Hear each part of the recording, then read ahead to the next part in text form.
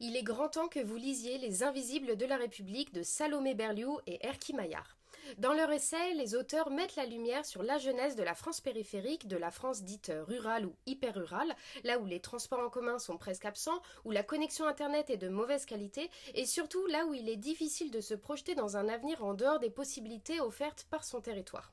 Sans vouloir opposer les jeunes de la France périphérique et les jeunes des banlieues, les auteurs mettent en avant le manque d'attention culturelle, financière et politique pour ces jeunes des campagnes qui ont beaucoup moins de chances de gravir l'échelle sociale que les jeunes des quartiers, alors même qu'ils ne sont pas concernés par les discriminations plus régulièrement combattues.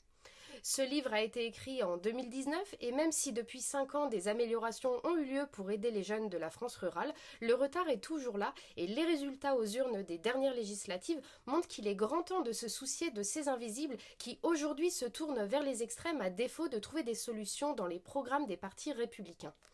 Les auteurs montrent au travers de paroles des jeunes, des parents et des professeurs les problèmes techniques que la jeunesse rurale rencontre, mais aussi le manque d'ambition lié à l'autocensure et la hiérarchisation intérieure, ainsi qu'une certaine peur des parents de voir leur enfant changer de classe sociale, sans même aborder les problèmes financiers et le manque d'information d'orientation que ces jeunes peuvent rencontrer.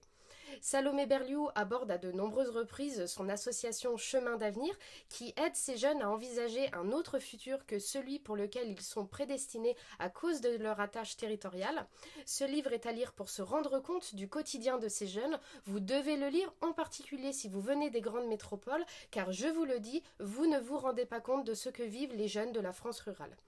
Et si vous souhaitez approfondir ce sujet, je vous recommande La France d'après de Jérôme Fourquet et Marie Curie habite dans le Morbihan de Xavier Jaravel, deux ouvrages dont je vous ai déjà parlé et que vous retrouverez dans mes précédentes vidéos. Et bien sûr, je vous encourage à vous abonner à mon compte pour découvrir mes prochaines recommandations de livres politiques. On avait jusqu'à présent un ministre de la ville, est-ce qu'il serait pas temps d'ajouter un ministre des campagnes ?